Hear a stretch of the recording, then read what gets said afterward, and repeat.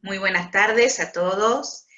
Hoy tenemos el placer de tener como invitada especial a la doctora Mariana Josefina Rey Galindo, jueza civil en familia y sucesiones de única nominación de Monteros, Tucumán, cuyo antecedente más cercano es el famoso fallo Juli, tenés razón, quien se empeñó en componer una amorosa sentencia con lenguaje claro, sin tecnicismos jurídicos, y en el camino propone pensar en una justicia más cercana a la gente y de sus problemas reales, también más accesible y humana. Desde nuestro instituto, doctora, le queremos dar la bienvenida, agradeciéndole su solidaridad y buena predisposición desde el primer momento que la hemos convocado. Y quería contarle que nuestros asistentes todo es a nivel federal, o sea, aquí hay profesionales abogados, miembros del Poder Judicial de todo el país. Así que bueno, le damos la bienvenida y le cedo la palabra.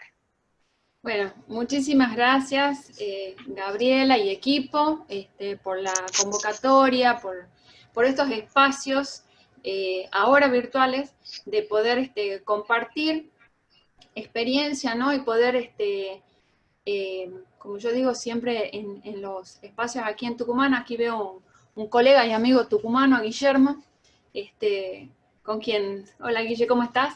Que estos son los espacios donde uno puede pensar, repensar, debatir, proponer cosas y siempre sale algo bueno, ¿no? E incluso salen estas cosas que esto no va, esto nos parece mejor y compartir las experiencias. Así que yo les agradezco que en la tarde de hoy podamos hacerlo aún de esta forma y que nos quede de aquí en más revalorizar los cafecitos y los breaks que podemos tener y compartir, ¿no? Cuando estas cosas eran presenciales. Así que bueno, muchísimas gracias. Bueno, vamos a hablar entonces del lenguaje claro. Ahora sí, comparto pantalla. Vos dime después, Sabri, si se ve perfectamente, así... Decime si está ok. ¿Sí? Ok. Muchísimas gracias. Perfecto. Dale, muchas gracias. Bueno, esto de la humanización del derecho, hoy nos va a acompañar Borges en estos próximos minutos. Nos va a seguir él, quien sí sabía escribir. Y él, en una de sus frases muy sencillas, fíjense, dice, y de pronto llegará alguien que baile contigo aunque no le guste bailar y lo haga porque es contigo y nada más.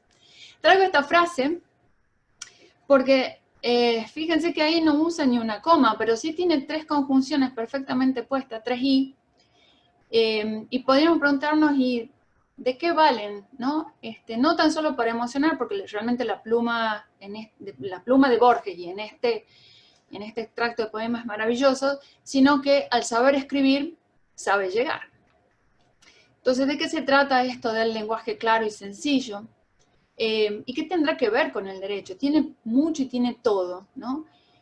Si bien no hay una norma que nos obligue a escribir de otra forma, o escribir claramente, o escribir en algún formato fácil, si se quiere, sí tenemos tratados de derecho internacional con estándares mínimos en donde tenemos asegurado el derecho al acceso a la información y a la libertad de opinión. Pero ¿cómo podríamos promover estos derechos, ¿no? Si no entendemos lo que nos dicen, la comunicación escrita en los textos, y mucho menos entendemos el texto de la ley? ¿Y para qué decirles cuando un abogado escribe y escribe sentencia? Bueno, esto es el derecho a comprender. El lenguaje claro, como yo decía, sí es un promotor de derechos y es el promotor del acceso a la justicia, porque solamente entendiendo, comprendiendo, no solamente el alcance de la ley, sino lo que un juez quiere decirnos con el texto de la sentencia, que es la ley para uno mismo, es de la única forma que voy a poder cumplir lo que el juez indica. Si hacemos un breve recorrido, pero breve, ¿no? tenemos que los primeros movimientos de simplificación, modernización o clarificación se han dado hace más de 3 décadas atrás. Primero estaban en los países anglosajones, en Europa, en Suecia sobre todo, y más tarde en los países hispanos. De hecho, la Argentina y Chile son los más avanzados en esto. ¿Hay profesiones que se benefician con estos movimientos de simplificación? Sí, sobre todo la medicina, el derecho y la economía. Y como compartíamos hace poco con otros colegas, quien no ha ido a un médico no entiende lo que dice en lenguaje. A mí me pasó hace poco con mi hijo, que le han hecho 3 operaciones en la rodilla en junio.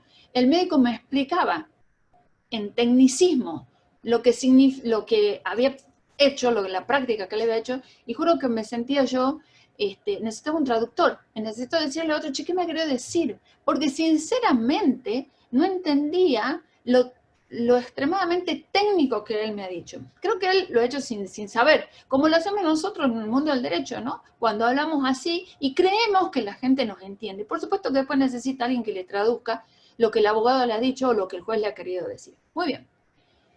3 profesiones beneficiadas: la medicina, el derecho y la economía. Fíjense, ya en Estados Unidos en la economía hay leyes que promueven, las leyes del consumidor, que promueven que todos los textos que sean dirigidos a ellos, especialmente los que tienen que ver con tarjeta de crédito o deudas, sean escritos en un lenguaje sensible.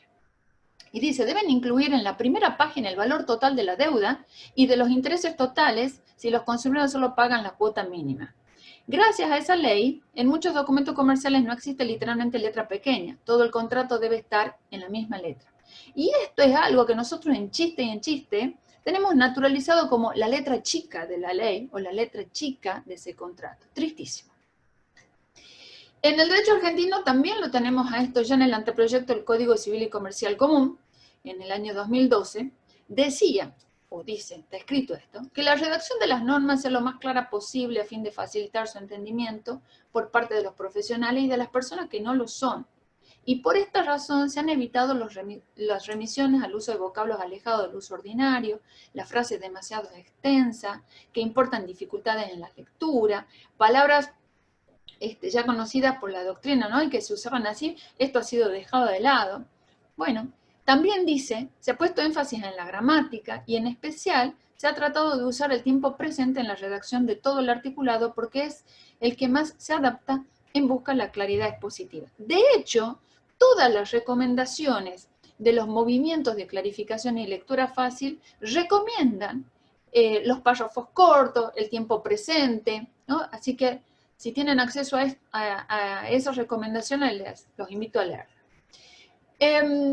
En la cumbre, judicial iberoamericana, ya en el año 2016, se viene promoviendo lo mismo y hay un proyecto relativo a un grupo de lenguaje claro, ¿no? Hay una comisión de lenguaje claro y accesible para la elaboración de un diccionario jurídico panhispánico que pretende cumplir con los siguientes objetivos. Fíjense.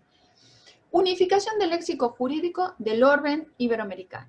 Constitución de un verdadero derecho fundamental del debido proceso, puesto que a tal efecto es esencial el uso del lenguaje jurídico claro e inclusivo y no discriminatorio en las resoluciones judiciales.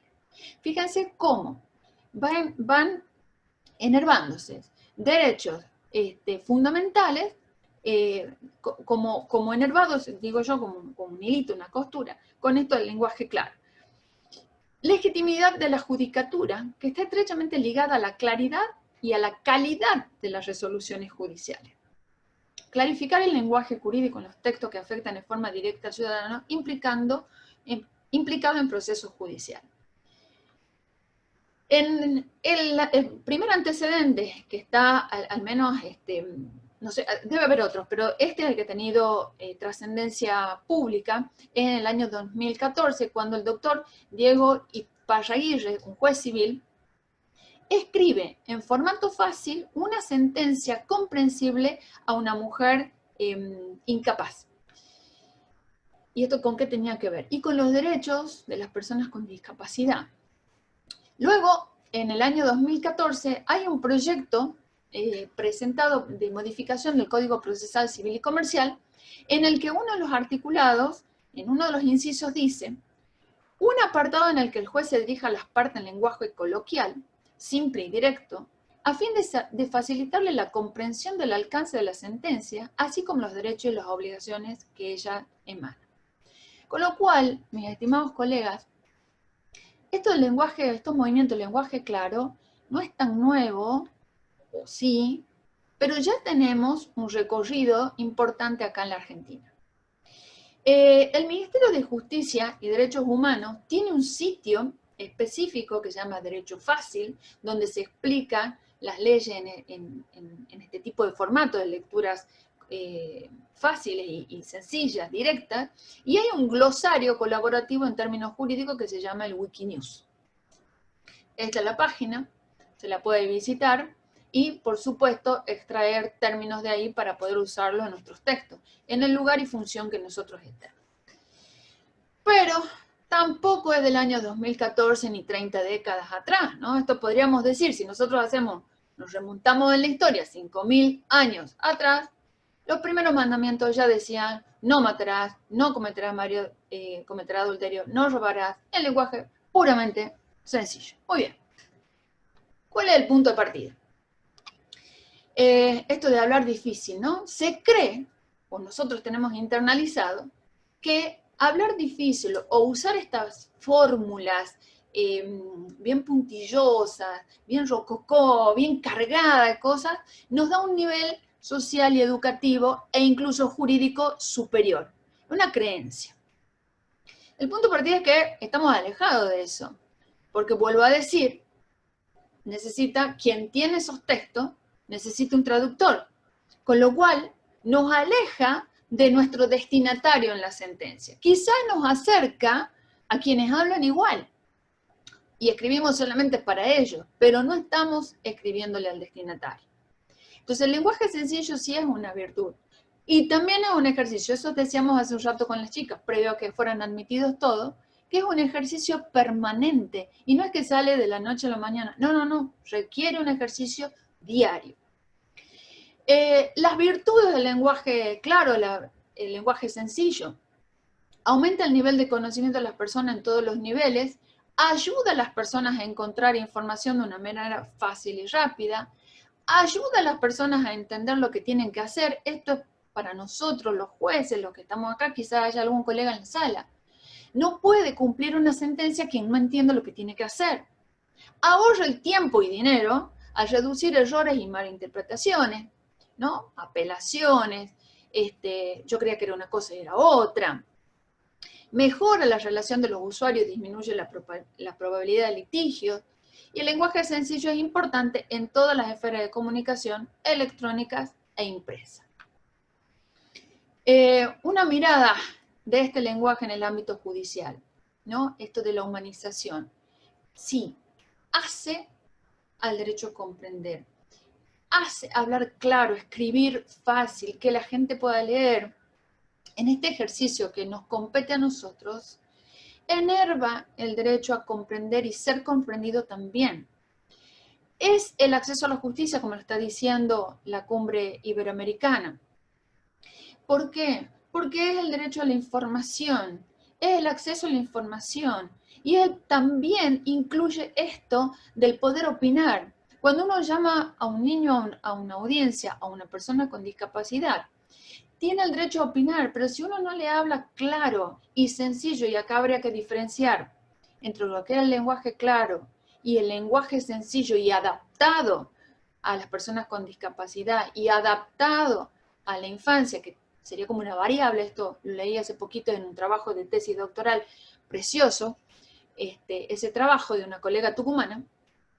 Ella decía que había como acápites de eso, y que el lenguaje claro, pero además el lenguaje adaptado y sencillo para distintos grupos vulnerables, si se quiere. Muy bien, hacia el acceso a la justicia, hacia el derecho a ser comprendido, a ser oído y a su vez a entender y poder opinar en un proceso judicial. Una propuesta a partir de los movimientos que hay en el mundo sobre simplificación y clarificación del lenguaje. Como yo les decía, no tenemos leyes específicas, no hay normas específicas. Quizás esa propuesta modificación del Código Procesal Civil y Comercial. No sé si en otras provincias tienen algo así ya en los códigos procesales adecuado al Código Civil y Comercial. Nosotros acá en Tucumán aún no tenemos, pero debieran estar, ¿no? Lo que es el lenguaje sencillo, o al menos en fórmulas más simples. Fíjense, en el 2007, la Corte Suprema, cuando reglamenta las formalidades en los recursos, ya dice en la admisibilidad de los recursos de casación, habla sobre la mención clara y concisa de las cuestiones, sin excesos de página. O sea, no hagan cosas largas, porque cuanto más larga, más entendible, no. Pueden ser mucho más complejas. Igual que en las sentencias nuestras.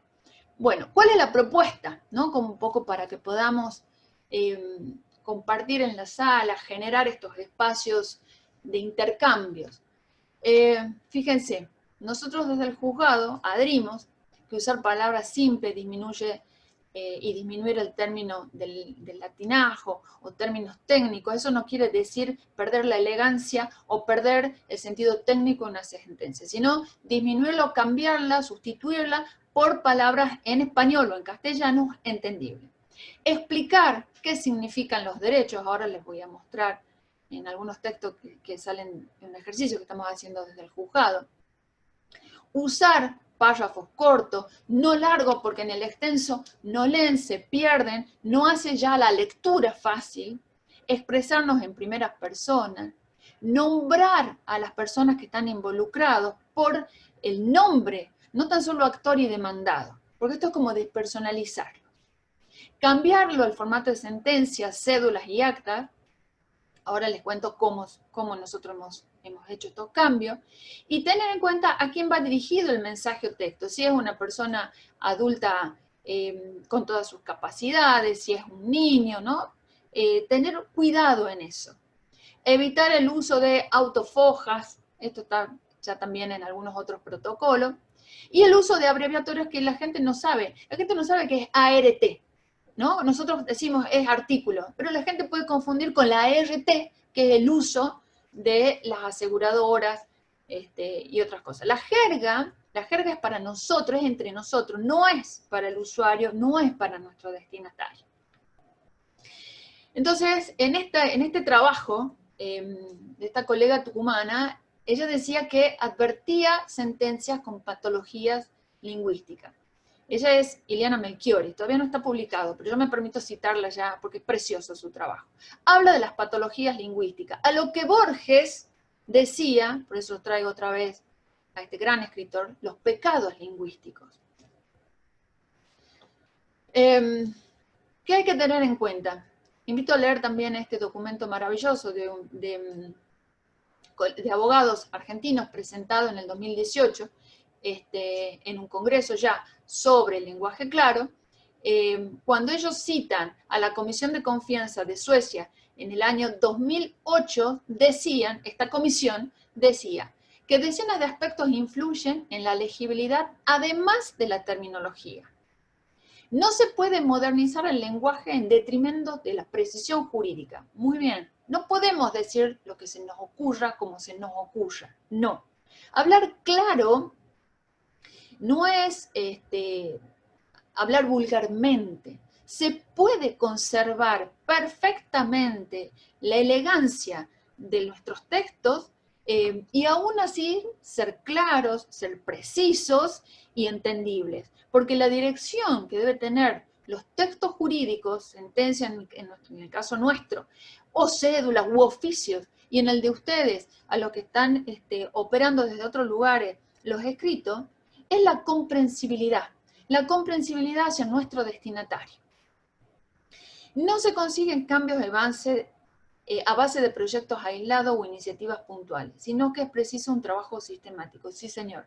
No vale de nada que en el 2014 el doctor Diego haya hecho, no lo conozco, pero no me acuerdo el apellido ni puedo pronunciarlo en este momento, el juez civil haya tenido esta sentencia aisladamente y luego otros por ahí, hasta en Monteros, alguna que otra sentencia dirigida a niños, sino es que hacemos todo de estas formas de comunicarnos, una forma realmente homogénea para nuestros destinatarios.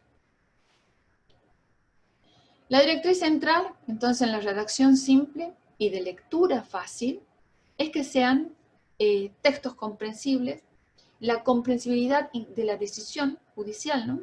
¿Qué significa? Ahora les voy a mostrar, hasta un simple homologar sentencia, qué implica ese término para otro, y por supuesto la posibilidad de cumplirla, ¿no? Hasta incluso en lo de la homologación de la sentencia o de un acuerdo, perdón, una sentencia no, de un acuerdo.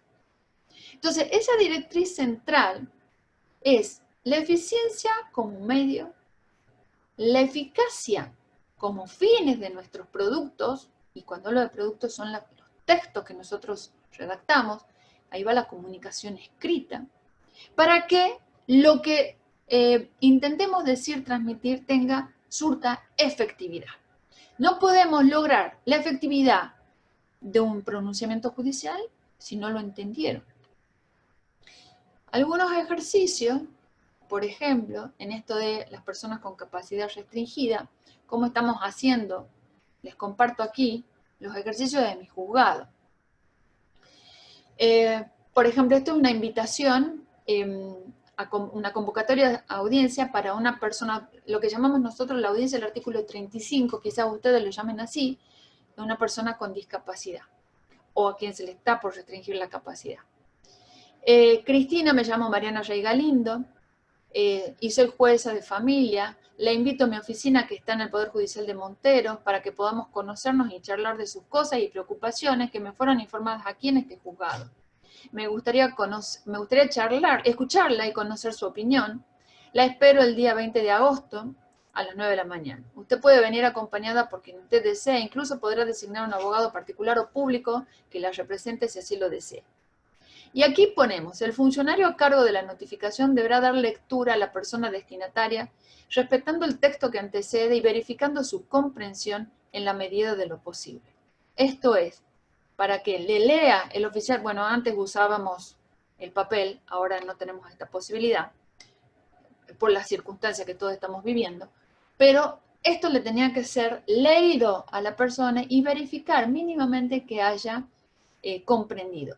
Si no era posible la comprensión y había algo más, también le pedíamos al oficial notificador que nos informara eso en la cédula para nosotros saber cuál era el contexto y cuál era la situación de la persona que nosotros estábamos esperando ese 20 de agosto. Sí. Algo parecido tenemos para los chicos digo, para las personas menores de edad. Hola Ulises, mi nombre es Mariana, soy la jueza también, ¿no? De familia, me presento. Ante todo digo quién soy, cuál es mi función. No estoy diciendo lo que lo voy a llamar con la fuerza pública, ni nada de eso, sino decirle por qué lo estoy esperando, quién es el que me ha hecho conocer aquí. Fíjense, dice, la razón es que tu abuela, Tomasa, y tu tía María nos informaron que existen algunas cuestiones tuyas que son muy urgentes de resolver. Me gustaría hablar con vos, escucharte, conocer tu opinión y de ese modo poder tomar alguna decisión. Así que te invito a que vengas y podés hacerlo acompañado de una persona a quien vos confíes, tener tu abogado. Acá, en el texto hemos tratado que estén las palabras y las directrices del artículo 12. En términos sencillos, quizás haya otro modo de escribirlo, es lo que a nosotros nos ha servido en el juzgado y lo que puedo compartir con ustedes. Pero sí está el derecho a ser oído, a poder ser asistido, a saber que va a tener el acceso al juez y por qué está. Muy bien, seguimos. Acá he hecho algo que no debía. Por ejemplo, la propuesta del abogado para el niño. Hay alguien que sí ha dicho que quería tener abogado. Entonces, en uno de los puntos, el punto 2 acá de un decreto, ¿qué le decimos? Comuníquese a Santino, un niño, usando lenguaje adaptado y cédula de notificación en formato especial, de acuerdo al siguiente texto. Hola Santino, espero que te encuentres bien, soy Mariana, la jueza de familia, vuelvo a comunicarme con vos para contarte que el Colegio de Abogados nos informa que hay 2 abogadas dispuestas a asesorarte legalmente en este caso. Ellas son fulana y fulana, los números de teléfono. Podés llamarla por teléfono o enviarles un audio de WhatsApp para que puedan reunirse y puedas conocerlas. Y así podés informarte y tomar alguna decisión sobre las cosas de esta carpeta y entre paréntesis, expediente Rosa que estaba en mi escritorio, porque él ya ha estado en mi oficina, y él sí sabe que hay un expediente, hay que explicarle qué significa un expediente a un niño. Rosa es el color de las carátulas, ustedes capaz que tienen otro. Y eso era lo que trataba su caso, su asunto, su tema, la singularidad de su presencia en mi juzgado. También te cuento que podés ir acompañado de una persona mayor con quien te sientas cómodo y seguro. Por último, la dirección del Colegio de Abogados es en tal lado y los teléfonos y los horarios de atención al público. Eso es lo que se pone en una cédula para niños, ¿no? Esto es lenguaje claro, sencillo y adaptado. A su vez, la adaptación del proceso o los procedimientos a favor de la infancia, que es lo que nos exige el Comité Internacional de Derechos Humanos ya en el 2017 en los informes que se han hecho al respecto. Les comparto aquí, hablamos hace un ratito de lo que es una audiencia cuando un niño pasa por un juzgado. Entonces acá está redactada, les voy a leer solamente la parte más sobresaliente, cómo vamos adaptando, también les digo, esto es una cuestión de ejercicio diario. Si el niño quiere hablar o no, acá está remarcado, ¿no? En colorado. Preguntamos si quería tener esta charla. Es el derecho de él a ser oído, porque nos puede decir que no. Entonces cuando nos dice que sí, ahí recién comienza el acto procesal, si se quiere, ya formal. Antes pedimos su consentimiento. Después conversamos sobre este tema, expediente, que Mariana tiene en el escritorio para tomar decisiones y que tiene que ver con él, y nos dice que así está bien, que él no ve problema, ¿no? Y vamos redactando. Esto tenía que ver con una medida de protección o una cautelar. Vuelvo a leer lo que está remarcado nada más. En relación a esta hoja, el acta, le preguntamos cómo se sentiría más cómodo, que sea privada, es decir, que la guardemos para que no la lean otras personas, o que la agreguemos en el expediente, la carpeta que tiene Mariana sobre su familia y él. A lo que nos responde, mejor guardado. El mejor guardado ponemos sí, porque significa que es un acta privada. Con lo que termina nuestra conversación, leemos todo lo que está escrito aquí, le explicamos, lo firmamos y nos vamos. También, esto es la cuestión de cómo pasa un niño, cómo es una audiencia con un niño, y cómo es el registro de esa audiencia, ¿no? Y el respeto que hay que tenerle, aún siendo niño, a nuestro justiciable. A ver, acá tenemos la audiencia y las disposiciones. Después que tenemos esa audiencia, comparto otro de los ejercicios, para ver si teníamos que tomar o decretar en esa misma audiencia, cómo les decíamos a los chicos, o cómo explicábamos que era un decreto. Esto es lo que se nos ha ocurrido a nosotros en ese momento y nos funciona hasta aquí al menos. Una vez terminada la charla con Santino, Silvia y Elena, es que tengo que decidir algunas cosas pequeñas para poder continuar con este trámite. Así que digo, primero, en primer lugar y ante todo quiero agradecerte, Santino, que hayas aceptado hablar conmigo, venir hasta mi oficina. También felicitarte por decidir participar en este trámite que inicia la mamá Mari y habernos hecho saber tu opinión. Esa opinión para mí es muy importante para resolver al final. También quiero hacerte saber que puedes volver a charlar conmigo las veces que quieras, que puedes venir y golpearme la puerta o pedir directamente hablar conmigo, o bien puedes pedirle a tu abogada y ella me lo hará saber. Todo esto no es de onda, sino que lo establece la ley a favor de los niños, se llama Convención de los Derechos del Niño. Así que muchas gracias por venir, muchas gracias por haber conversado conmigo y hacer conocer tu opinión. Este papel lo vamos a guardar en mi armario. Y dos, para la abogada Santino, quiero decirle que con gusto también la recibo en este proceso, en la asistencia técnica de él, que tengo en cuenta su domicilio digital, que su actuación y participación será gratuita de acuerdo a las recomendaciones internacionales, y finalmente que voy a tener en cuenta el pedido al momento de la decisión final. Una vez que leemos todo, firmamos y nos vamos. Esto para poder explicarle también a Santino qué pasa después que él se retira. Aquí les presento otra propuesta, perdón por mover tanto, pero es para poder leerlo yo. Es una sentencia con lenguaje simple a grandes y a niños. Este es el caso de una abuela y una nieta, en que la abuela pide ver a la nieta en ese momento de 4 años dice, yo primero quiero ver a mi papá, todo bien con mi abuela, pero primero quiero ver a mi papá. Entonces teníamos que decirle a Liliana, que es la abuela, que íbamos a aplazar o íbamos a postergar el tratamiento de su pedido, no hemos rechazado la demanda, sino de hecho vamos a esperar un poquito hasta que Wanda, que es la niña, esté lista, ¿no? Porque ella primero lo quería ver al papá. Pero esto lo tenemos que explicar a Liliana. ¿Cómo decirle, mire, no hay vencedores ni vencidos, solamente una cuestión de tiempo? Por supuesto que la sentencia tiene el tecnicismo necesario, simple, al menos hemos tratado. Y hay una explicación para Liliana en lenguaje claro. Liliana, quiero contarle de forma natural y llana de qué se trata esta decisión y las razones que tuve para tomarla. En primer lugar, quiero contarle que sin perjuicio que usted haya iniciado este trámite, que tenga derecho a tener vinculación más frecuente con su nieta Wanda, ella también tiene derecho a expresar su propia opinión, aún con la edad que tiene, 4 años. Porque ella decía, ¿cómo íbamos a tomar o íbamos a llamarla y a escuchar a la niña de 4 años en este ideario que tiene la gente, que los niños se les llena la cabeza, que no tienen opinión propia? Según la ley que le menciono, su nieta tiene derecho a participar en este proceso que le involucra en forma directa, y esa intervención es muy importante al momento de tomar decisión. Esto está escrito en tal lado. Es por eso que cuando conversé con Wanda, pude advertir que ella en este momento y en las actuales condiciones de vida no desea tener, al menos por ahora, este tipo de reciprocidad en la relación con usted, con lo cual tampoco sería bueno obligarla a que ella la viera, ¿no?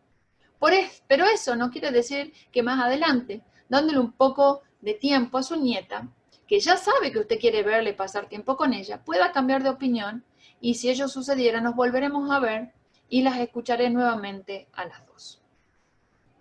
La sentencia sale así. Bueno, y esta es la comunicación a Liliana para poder leerle, explicarle personalmente. Esta también es otra opción que se hace desde nuestro juzgado. Explicar la sentencia, leerla personalmente a la gente. Esto sin perjuicio de que pueda haber apelaciones técnicas posteriormente. Entonces, en la parte resolutiva, en unos apartados dice, se comunica a Liliana lo siguiente. Soy la jueza de este juzgado, sin perjuicio que su abogado pueda notificarle e informarle de lo que resolví. Quisiera dejar abierta una invitación para que venga a verme, si así lo desea y cuando usted lo decida, y en ese momento pueda explicarle personalmente de qué se trata esta sentencia. Bueno, se lo dejamos y Liliana sí fue. Liliana sí fue a que yo se la leyera y le explicara, porque ella no entendía. Porque ella decía si había perdido o ganado, ¿no? Y esto, no sé qué se le habrá dicho su abogado, pero a ella lo que le importaba es saber si perdió o ganó, y teníamos que decirle ni una cosa ni la otra, solo una cuestión de tiempo y hacia adelante. Fue, y salió, bueno, no sé si reconfortada, pero al menos con la explicación. Esto lo mismo hacemos en las cuestiones de capacidad, también adaptándonos, y depende del tipo de situaciones que se trate, según las recomendaciones también que nos hacen los equipos técnicos. Volvemos al lenguaje claro. Tenemos el lenguaje claro, sencillo, adaptado, en grupos especiales o más vulnerables, como dicen las reglas de Brasilia, ¿no? Que son los niños, personas con discapacidad, ancianos también, ¿no? Pero también esto estamos haciendo para los adultos. En este caso, es un juicio de adopción, donde una pareja pide la adopción plena de uno de los niños, de un grupo de 3 hermanos. Mauricio, el mayor, ya está adoptado plenamente, adopción plena menos plena con esta pareja, y sus otros 2 hermanos están con otra familia. Penosamente en este momento volvieron al hogar como consecuencia del maltrato de la familia adoptante.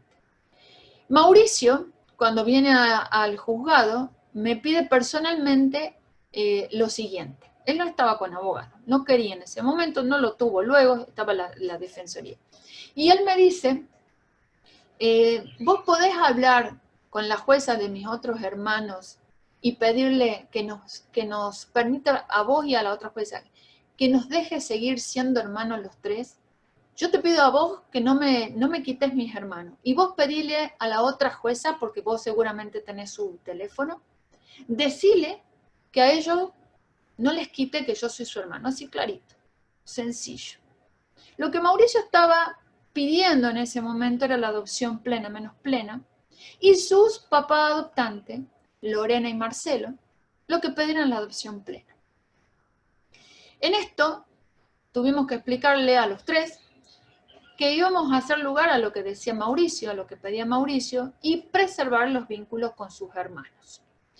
Entonces sale de esta manera. De manera previa es necesario destacar que toda la sentencia está redactada en lenguaje sencillo para que resulte de fácil comprensión para Mauricio, quien es el protagonista de esta historia y el principal interesado de este proceso. Igualmente, para Lorena y Marcelo, como coprotagonista de la historia de vida de Mauricio y como usuario del servicio de justicia. Para ellos dirijo esta sentencia. A esos interesados principales los voy a tratar en todo el texto por sus prenombres, Mauricio, Lorena y Marcelo, porque es el modo en que nos conocimos y tratamos al momento de conversar personalmente, sin que dicha modalidad signifique perder el respeto y la cortesía que todos merecen en este proceso y en especial en la sentencia.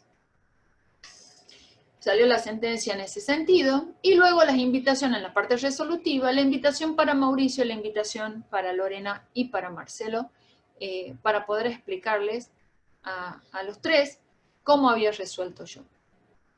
Fíjense, acá les comparto una sentencia en lectura fácil, esto de poder explicar los derechos. Esto es algo que estamos haciendo ahora, luego de una recomendación de gente que nos está asesorando ciertamente en lo que es la comprensión escrita.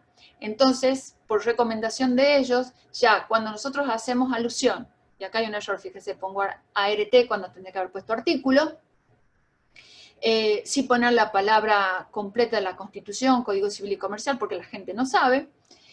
Todo lo que es el articulado va al pie, ¿no? Como nota al pie, para que la lectura sea en formato fácil, ¿no? A la gente no quiere, y si quiere tiene el texto de la ley debajo, al pie, pero no en el cuerpo de la sentencia, para no cargarlo de tanto tecnicismo y que a la gente le resulte difícil la lectura. Si se nombra los artículos que estamos invocando, pero ponemos al pie.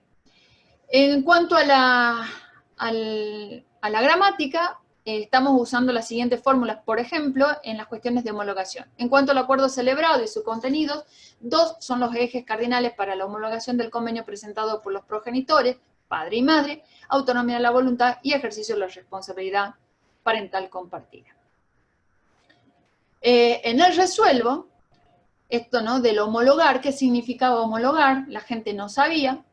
Entonces hemos puesto, en vez de eso, confirmar, entre paréntesis, homologar, con fuerza de sentencia y sin perjuicio de tercero, el convenio celebrado por tal y tal. Y acá, en el punto 2, hemos sustituido el librar oficio, que la gente tampoco sabe qué significa, para esto requieren traductores a sus abogados. Hemos puesto remitir la notificación oficial al gerente del banco Macro S.A. para la apertura de cuenta. Entonces, lo primero era cambiar el término homologar y luego esto de librar oficios. Y como dice esta viñeta, después de revisar todo esto largo en el lenguaje tan engorroso, puede quedar algo de lectura fácil, comprensible y no tan extenso. Para ir concluyendo en esta casi hora que ya hemos tenido. Toda persona tiene derecho a estar informada sobre sus derechos, ¿no? Un derecho humano. Tiene derecho a conocer y comprender de qué y por qué los jueces y juezas toman las decisiones. ¿En base a qué? Para poder cumplir las sentencias, la tienen que entender. En la red del lenguaje claro en la Argentina se sostiene que el lenguaje claro se propone como una respuesta a esos registros de lengua que se vuelven incomprensibles para propios y extraños cuando la presunta complejidad encubre problemas básicos de redacción. Sí, señores. No es que sean complejos los términos jurídicos o los términos técnicos. Escribimos, redactamos mal. El uso de la coma, les anticipo, es un problema. El uso del punto y coma, no saber cuándo una oración tiene más o cuando un párrafo tiene más de una oración o 2 oraciones, ya no se entiende lo que el redactor o quien escribe quiere decirle a su lector. El lenguaje claro postula que la comprensión es un derecho y se asocia con la idea de la lectura fácil, la adaptación de textos para personas con discapacidades cognitivas. Escribir en lenguaje claro puede ser difícil sin una reflexión sobre el lenguaje. Y sí, porque esto incumbe, como yo les decía hace un rato, el derecho a comprender, el derecho a ser comprendido, el derecho a opinar, el derecho a informarnos y sobre todo el derecho a estar comprendidos en una decisión o en un texto de los cuales seamos destinatarios. Hablar y escribir claro nos permiten disuadir barreras, permite la inclusión como ciudadanos, permite que otros estén y que nosotros seamos redactores y tengamos algo que decirle a alguien. Y como dice Borges, si leemos algo con dificultad, el autor habrá fracasado. Nada más triste, quizás para un juez, que su destinatario no haya entendido y el abogado no pueda hacer cumplir, ¿no? Esta sentencia. Que todos necesiten traductores para lo que yo quiero decir o a quien nos queramos dirigir. Traigo esta frase de Borges, la primera y la última, porque sinceramente hacen no tan solo la belleza de la escritura y la poesía, sino también que hacen a los derechos más humanos que tenemos todos, que es el derecho a comprender. Muchísimas gracias.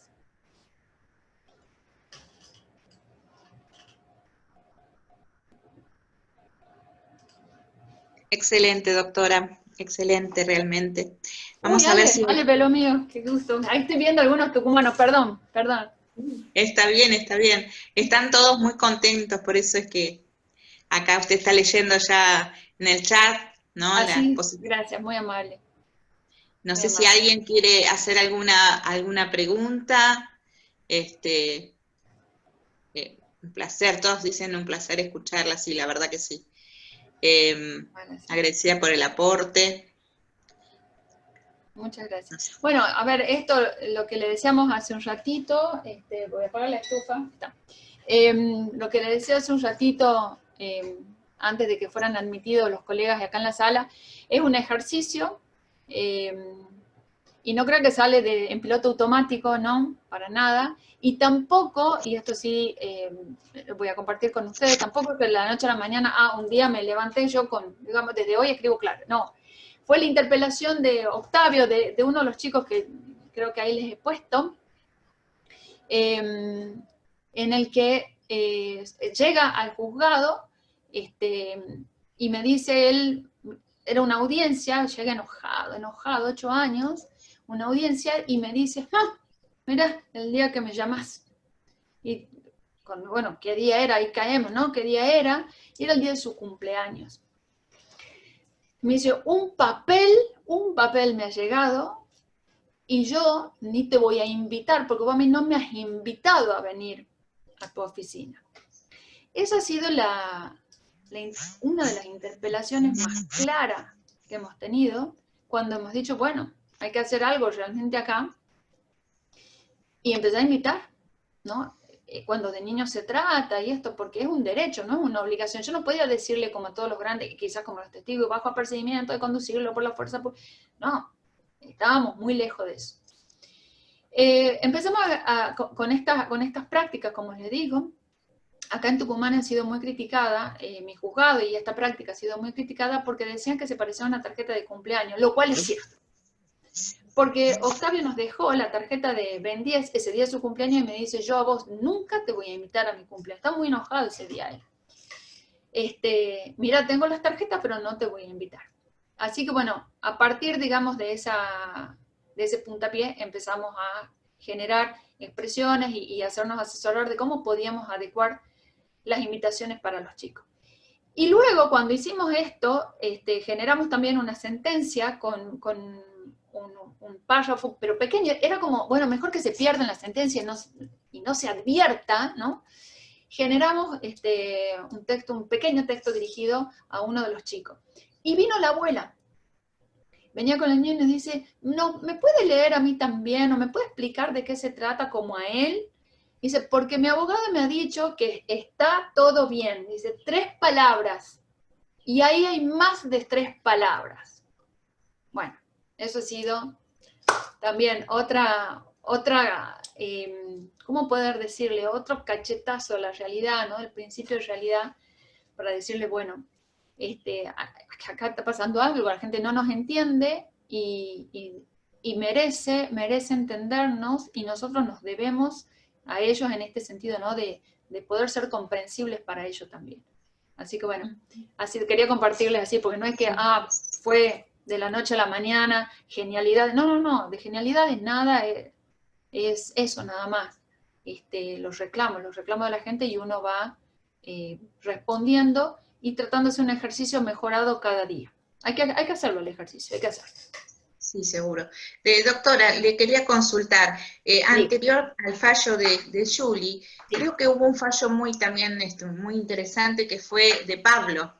¿Nos podría contar un poquito de ese tema? Era una adopción. Sí. Era una adopción, sí.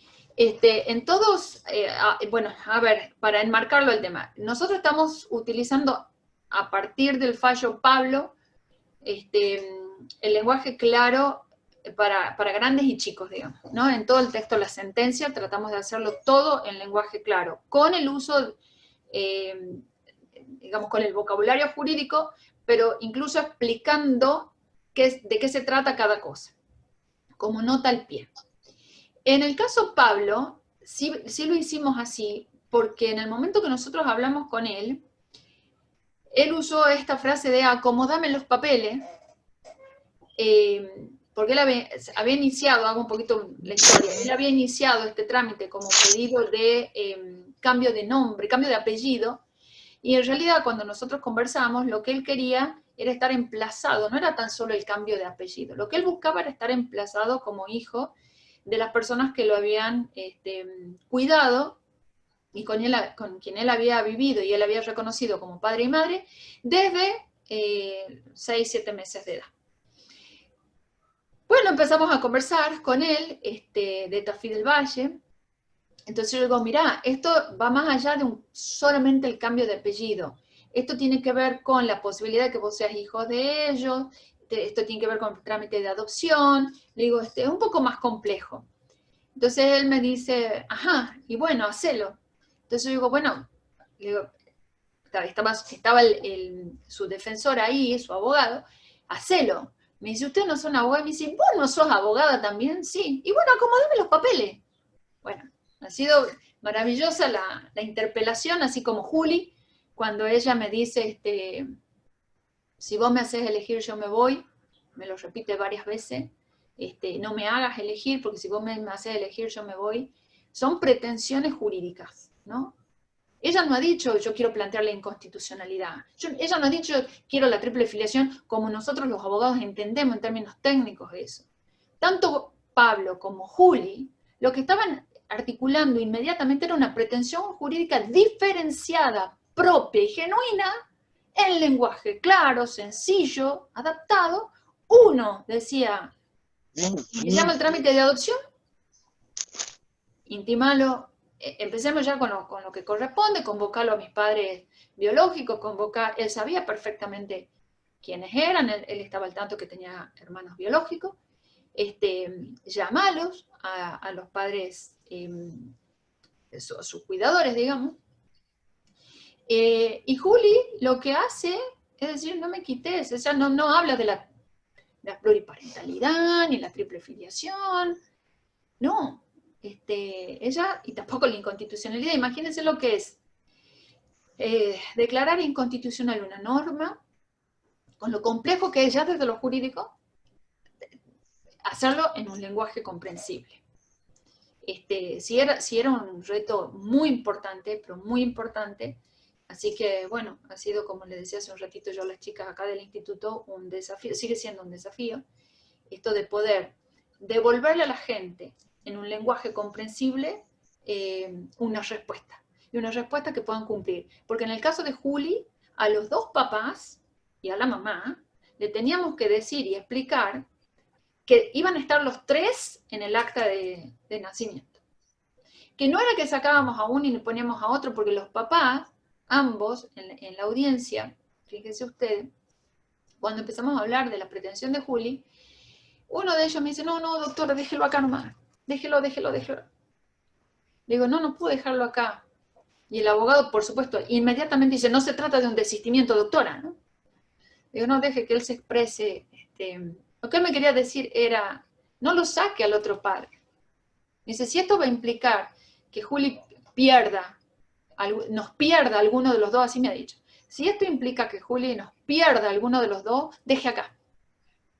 Fíjense la honestidad de estos dos padres, ¿no? Que es lo que más, ahí es cuando yo ya me cierro el círculo a mí y digo, acá hay dos padres y una madre, por supuesto. ¿No? Así que, bueno, y explicarles a ellos que no habíamos dejado la cosa ahí nomás, que más, habíamos avanzado, habíamos declarado inconstitucional el artículo, uno de los artículos de la ley por los cuales decía que solamente se podía tener dos padres, y además, en su acta el de Juli, el acta de nacimiento, iban a estar los tres, pero con el apellido de uno solo, porque ella me ha dicho, no, yo el tema del apellido a mí me conocen aquí, igual que Pablo también, ¿no? Era una cuestión de identidad. El apellido era muy importante porque él en la camiseta de fútbol no iba a ponerse el apellido que figuraba en el acta de nacimiento y en el documento, ¿no? Él en toda su documentación escolar, por ejemplo, él ya tenía el otro apellido. Por eso también ahí es que el Estado sí sabía. El carnet de vacuna estaba con el apellido C y no G. Y el documento y el acta de nacimiento estaba con el apellido G. Entonces, bueno, el Estado siempre, supo, nada más que nadie, de hecho, nadie le acomodó los papeles a este chico. Entonces, bueno, ahí empezamos este trámite y él no se puso la camiseta y no jugó porque iba a tener un apellido que no le correspondía. Fíjense lo que es, lo tremendamente importante y simbólico que puede ser para esta persona de 12 años, no ponerse, abstenerse de jugar una liga, ¿no? Regional, porque no era el apellido que él lo identificaba. Y Juli, decirme que ella se iba a ir si es que yo le quitaba estos padres. Así que bueno, es fuerte. Las historias son conmovedoras, esta y otras, ¿no? La de Mauricio igual. Mauricio ahora, bueno, acá hay un colega que conoce también la historia. Mauricio ahora está haciendo todo lo posible para reencontrarse con sus hermanos, y los hermanos todo lo posible para reencontrarse con Mauricio, quienes han sido separados, y dos jueces estamos articulando todo esto para ver si pueden estar otra vez juntos ellos. Pero son ellos, los niños, ¿no? En este caso, quienes piden permanentemente volver a reencontrarse y reunirse y funcionar como grupo familiar y de hermanos. Yo creo que eso es un deber nuestro. Esto hace hablar claro, hablarles sencillo, acogerlos, en el lenguaje me refiero, acogerlos en el lenguaje, por los nombres, en oraciones comprensibles, en primera persona, en el presente, hacia su derecho, a los derechos humanos, al acceso a la justicia, a la tutela judicial efectiva. Esto sí es tutela judicial efectiva. Sí, hablarle difícil que nadie entienda, es inaccesible. Eso nosotros compartíamos también en otros grupos de trabajo, y todo lo que era una cosa es el acceso a la justicia y otra cosa es la accesibilidad a la justicia. Y me parece que esto tiene que ver con la accesibilidad a la justicia también. Muy bien. Doctora, acá tengo una preguntita que le hacen. Sí. Ahora le digo. Doctora Mariana, Alejandra Indio, dice, sí. ¿Podría una persona pedir añadir el apellido a la abuela a la que toda su vida le dijo mamá? Perdón si no es tema de esta exposición, pero me gustaría saber su opinión. Sí, a ver, quiero, si está en la sala aún, después que me diga a ver si le entendí bien, que me ponga en el chat aunque sea, si es que yo entendí bien la pregunta para poder responder adecuadamente. Si una persona quiere, el titular, ¿no?, del derecho, quiere sustituir, cambiar el apellido y ponerse el de la abuela, que incluso puede ser que sea abuela materno o paterno, por supuesto, eso hace a la identidad, y está entre los justos motivos, ¿no? Quizás pueda, y hay ya antecedentes, en los que se suprime alguno de los apellidos, de acuerdo a lo que fundamente, se suprime el apellido que tenga registral y queda con el siguiente, bueno, con el apellido que corresponde o con el nombre que los identifica como tal. Si hay justos motivos, sí. No sé si a la colega le respondí correctamente, pero eso hace, digamos, a su derecho de identidad. Creo que algo escribió, espere. A ver, más. Y si no, después dejo yo mi mail. Acá les voy a compartir mi mail para poder seguir compartiendo experiencias también con el que quiera. Uh-huh.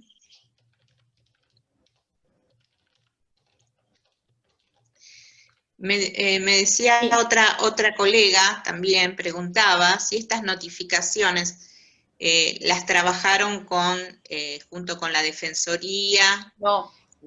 No, es más, le hemos trabajado con el grupo, lo que le llaman ustedes equipos técnicos. Pasa que nosotros en Montero es un centro judicial más pequeño que los otros, y tenemos solamente un gabinete, digamos, para el uso común de todo el fuero civil, que es documento de locaciones, civil y comercial común, familia y sucesiones y laboral. Recién ahora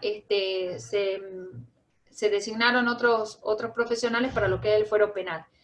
Esta adaptación del lenguaje la trabajamos con la trabajadora social y con el psicólogo. Después quisimos revisarla también con un periodista que hace talleres sobre comprensión escrita. Pedimos también que nos vaya ayudando y nos vaya dando herramientas de comunicación, de escritura, de gramática, como para poder mejorar todo eso. Y les cuento que cuando nosotros en el final del acta, es más, no les he mostrado acá, pero hay otras actas que yo les doy la bienvenidos a mi oficina, fulano y fulana, a los chicos. Bienvenidos a mi oficina por participar, les doy las gracias. Hay veces que me dejan dibujos y hacen reflexiones sobre los dibujos y también están volcadas en el acta sobre lo que ha pasado ahí. Sí me han dicho, en la primera vez que escribimos así, la gente del ministerio me dijo, usted ridiculiza el derecho, ridiculiza las prácticas, ridiculiza el ejercicio de la profesión. Bueno, lo pensamos, fue fuerte, ¿no? Porque la palabra ridiculizar es fuerte y ofensiva también. Lo pensamos, tomamos, digamos, todo esto, nos tomamos nuestro tiempo, volvimos a juntarnos con la gente del gabinete, volvimos a juntarnos con la gente que hace gramática, los profesores en lengua. Por eso les quiero contar que no es, no es de la noche a la mañana.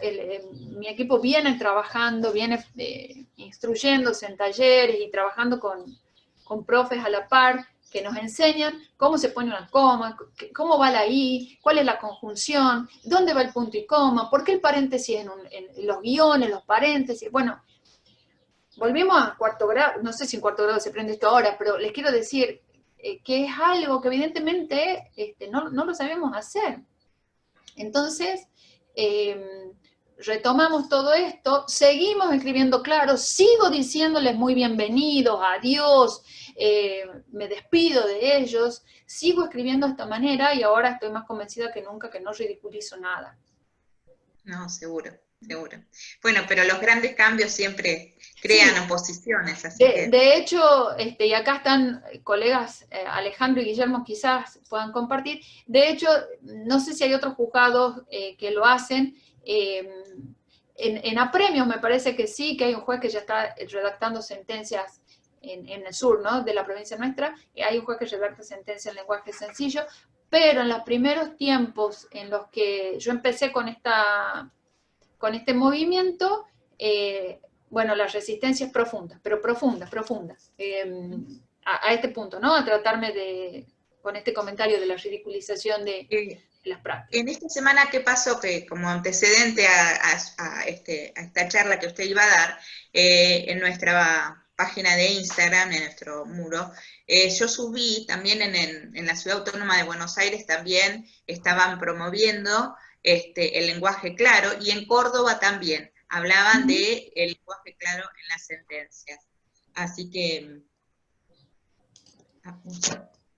Bueno, muchísimas gracias. Yo creo que es un movimiento ahí, como decían, la Comisión de Confianza de Suecia, tenemos que hacer, digamos, un trabajo homogéneo. Aislado no es que no les sirva, sí sirve a algunos, pero quizás los destinatarios mi sentencia nada más, y me parece que esto tiene que ser algo más homogéneo de todo. No es que sea, qué bueno, esto pasa en Montero o en Suecia. No, debería ser una práctica, digamos, un ejercicio de cada uno de nosotros desde el lugar donde nos toque estar, incluso en las actas de mediación, ¿no?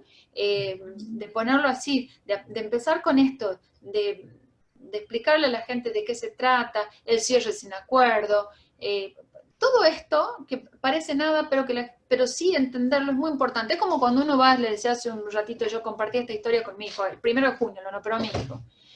Es horrible no entender. Y más, a ver, él acababa de salir de una cirugía de 7 horas, y el médico me hablaba tan difícil. Yo lo único que le quería preguntar en ese momento es que me diga que mi hijo estaba bien y se le salió de la anestesia, por ejemplo. Claro. Y que después me diga, o me explique, o me mande un mail, porque yo estaba sola, en pandemia, en Buenos Aires, o sea, toda la adversidad, lo que ustedes se pueden imaginar, ¿no? Que esto también le pasa a la gente que va al juzgado. Bueno, la angustia de estar en un lugar que es hostil para nosotros, hostil por las circunstancias sanitarias, angustiante en el contexto que es un hijo, y él me hablaba como si yo entendiera toda la técnica de la cirugía que le había hecho y de los 75 puntos que le habían hecho en la rodilla. Imagínate, no entendía nada. No. Después le he dicho al ayudante de él, muy generoso, su ¿cómo le llaman? Discípulo, no sé cómo le llaman, le digo, ay, hijo, ¿no? Ya, esto me da, los 53 años me dan alguna legitimidad. Le digo, ay, mi hijo, le digo, usted me puede decir más sencillo, ¿qué me quiere decir este hombre? Le digo, pues no he entendido nada. Y él ahí, muy amablemente, cuando yo le he dicho mi hijo a él, me ha dicho, no, dice, tranquila, son 3, y me ha explicado brevemente de lo que significaba esos 3. Claro, esto nos aleja. Le hizo la traducción. Pero por supuesto, aparte nos aleja, ¿no? No me permite hablar con él.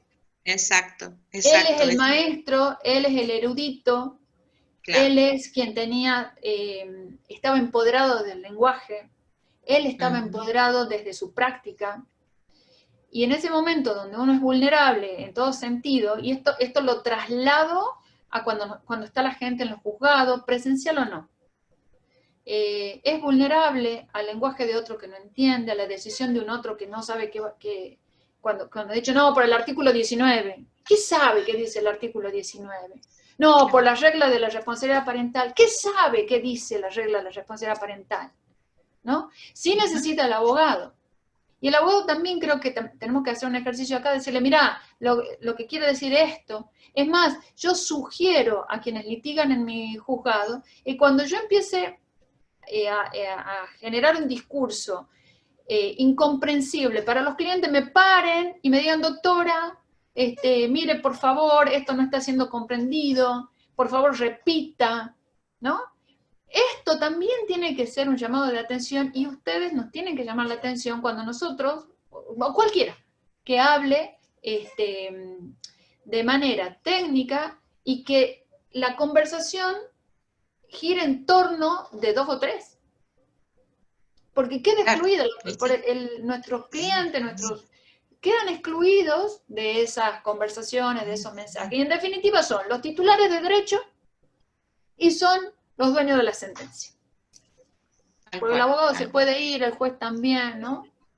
Así que bueno. Le cuento acá que el doctor Vero Jerez cuenta que el doctor Víctor Carlos en Tucumán Capital utiliza ese lenguaje para audiencias del artículo 12. Sí, con Víctor sí.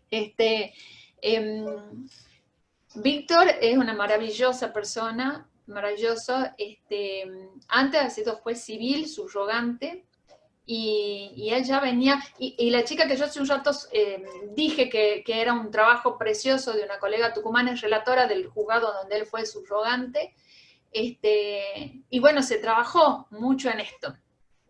Y con Víctor, sí, empezamos a promover, cuando él asumió después que yo, como juez de familia, y él me dijo, mira Mariana, yo me voy a unir en esto, así que vamos trabajándolo juntos, y la verdad que es un placer, porque es muy cálido como juez, muy sensible como juez, y a su vez como colega, digamos, es muy fácil coordinar acciones con él, ¿no? Así que sí, es maravilloso. Doctora, le hago una última pregunta porque una doctora, Mariana Sendoya, ya la hizo varias veces, me pide por favor que se la lea. Dice, este uso de un lenguaje claro y sencillo, ¿podría emplearlo al momento del dictado de resoluciones administrativas por la toma de medidas de protección excepcional? Sí. La cual resulta el antesala de un control de legalidad por la justicia. Sí. Gracias por tanto, dice. Muchísimas gracias. Yo creo que sí, porque el lenguaje, claro, es para documentos administrativos y jurídicos y comerciales, ¿no? Porque esto también es un movimiento a nivel mundial, también en lo que es el lenguaje comercial. Yo creo que sí se puede, e incluso en las medidas excepcionales, de abrigo le llaman también ustedes, nosotros acá le decimos cautelares y la medida excepcional, hay algunas en las que se requiere el acompañamiento de la justicia para poder hacerla efectiva, pero hay otras en donde ya el mismo ejecutivo, ¿no? la dirección de familia o la secretaría de familia las ejecuta, tienen la conversación con los chicos, las ejecuta y las lleva adelante. Por supuesto que sí, y es más, se la deberían leer a las personas, ¿no? En estas prácticas que yo les digo de invitarlos a leer la sentencia, tiene que ver con eso. Más de una vez dice, bueno, pero a mí no me ha llegado, yo no sabía, no conocía o no entendía este punto. Bueno, ese es el derecho a estar informado, a ser informado, a comprender y ser comprendido, que les decía yo, y a ser entendido.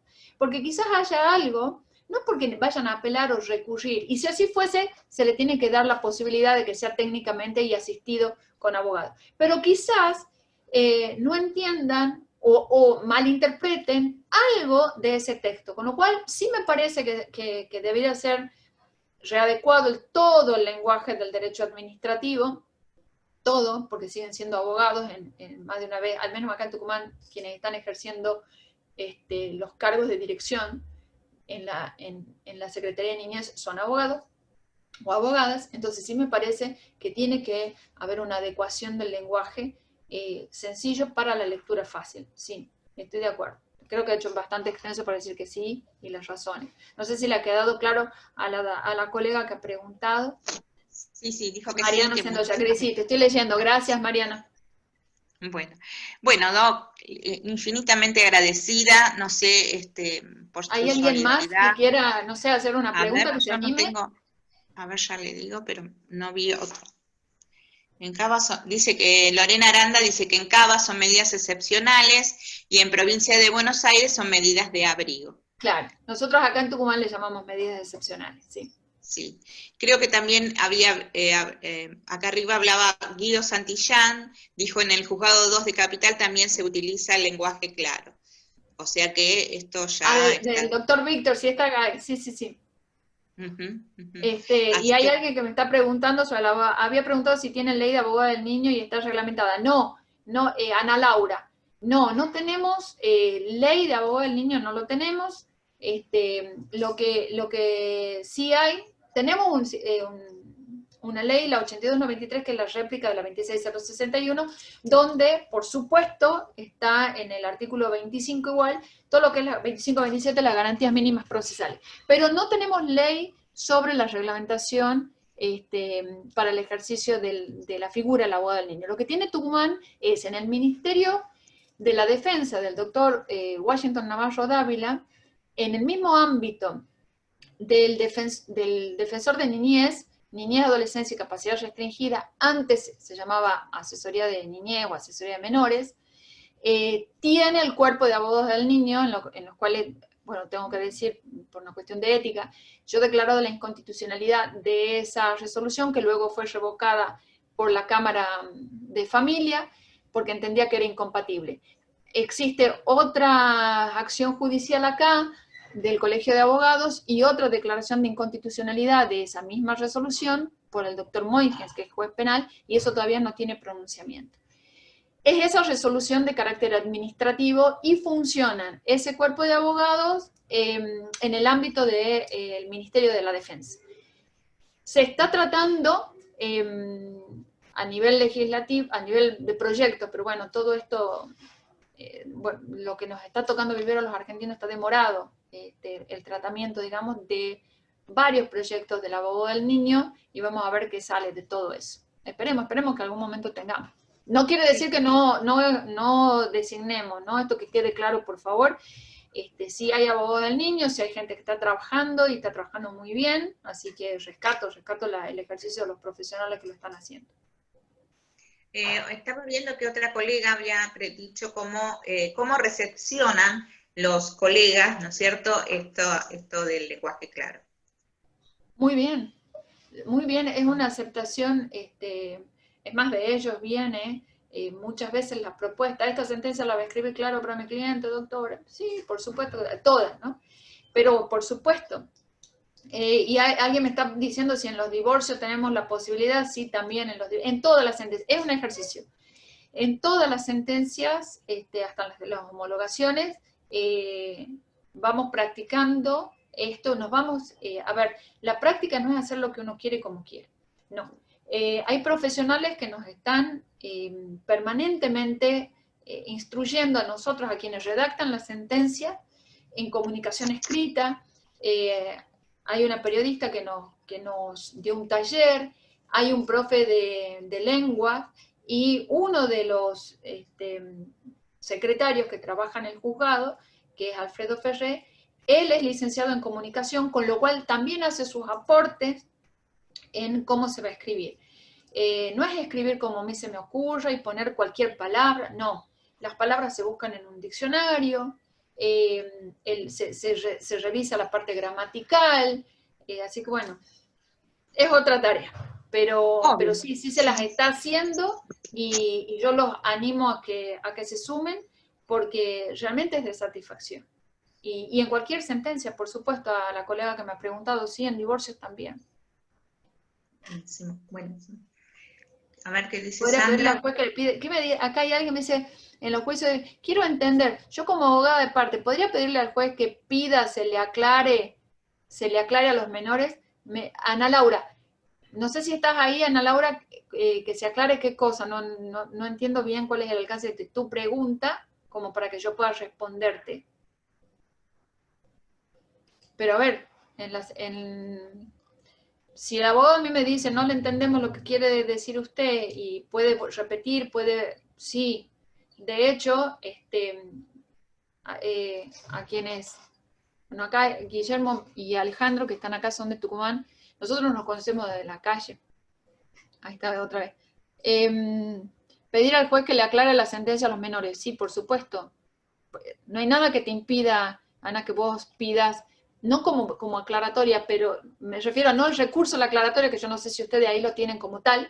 Acá nosotros en el Código Procesal sí, y quizás se refiere a la aclaratoria de términos oscuros, sino decirle, bueno, por favor redacte esto en términos comprensibles, ¿no? Para estos otros destinatarios que están incluidos en su pronunciamiento. Yo sí, ¿por qué no? No hay nada que lo impida.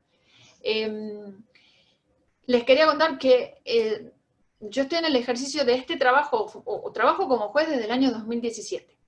Antes he sido abogada, he sido litigante, he compartido espacio con Alejandro, con Guillermo, que están acá, y por supuesto que he trabajado en los institutos de familia y hacía espacios como esto, como ustedes. Con lo cual, no es algo que, bueno, surgió, no nos capacitamos más, al contrario. Esto es un ejercicio que se hace del día al día, en el que ¿por qué no le voy a pedir al juez que hable claro? ¿Por qué no le voy a pedir al juez que aclare? E incluso, se me está ocurriendo ahora, con un recurso de aclaratorio, decirle, mire, no se entiende esta frase, no sé, por favor aclarará, explíquela mejor. Me parece también que evidencia que no nos estamos comunicando como corresponde. Más allá de que la sentencia pueda ser hacer lugar, no hacer lugar, rechazar, acoger o no las pretensiones de alguno de ellos, no nos estamos comunicando como corresponde. Eso me parece. Y sí, es así. Estaba diciendo un doctor que, bueno, que quizás también desde la facultad está bueno también expresarse.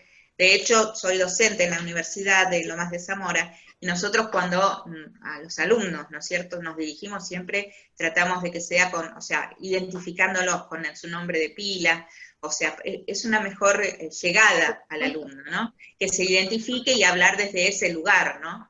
Y en forma clara, porque el tema es que los textos también, muchas veces, yo les digo a mis alumnos de primer año que estoy ahí, que tengan también aparte del diccionario español, un diccionario jurídico, porque pierden la coherencia del texto cuando no comprenden de qué se están hablando.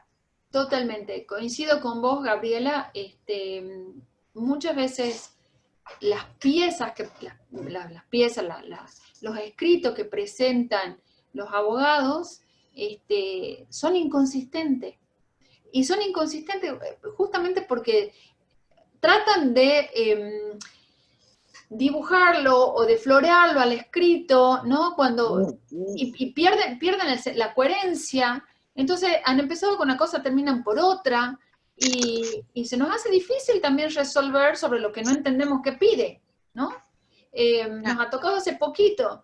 Ha empezado con una compensación económica y terminamos con un daño moral.